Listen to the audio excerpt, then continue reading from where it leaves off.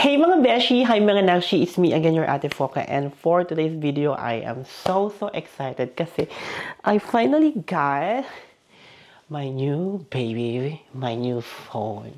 So, charay! So, ayan, nakuha na natin ang ating bagong phone. So, nagpunta ako kanina sa Mall of Emirates dito sa Dubai. Like, sa sobrang excitement ko, alas 10 pa lang ng umaga dahil pumunta ako dahil like, unang bukas Ganon, dapat unang customer. So, here it is. Excited about it.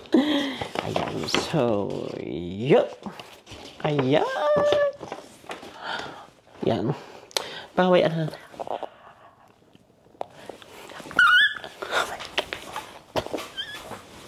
I'm so happy. So, ito yung ating iPhone 16 Pro Max. Ayan.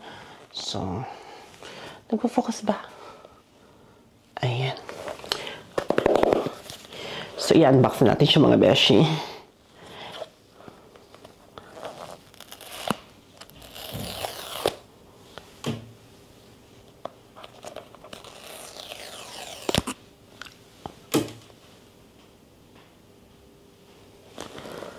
The moment of truth. Eto na siya. Oh my God.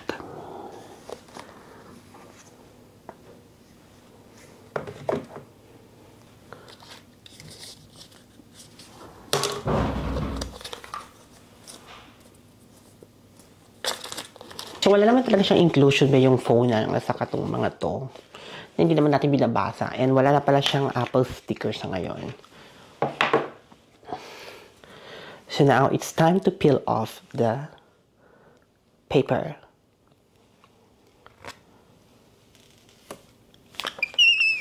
Very satisfying yun. So, comparison lang. Ang ginagamit ko ngayon is itong app, iPhone 15 Pro Max. But now, we have this. So, comparison lang. Wala naman masyadong difference when it comes to the size. But of course, there are some additional button. I mean, isa lang naman yung additional button niya. So, let's wait and see kung will it really make a difference. Ayan, bumukas na siya. Now, what we need to do is to transfer yung mga nandito sa ating iPhone 15 Pro Max going to our 16. So, let's do it.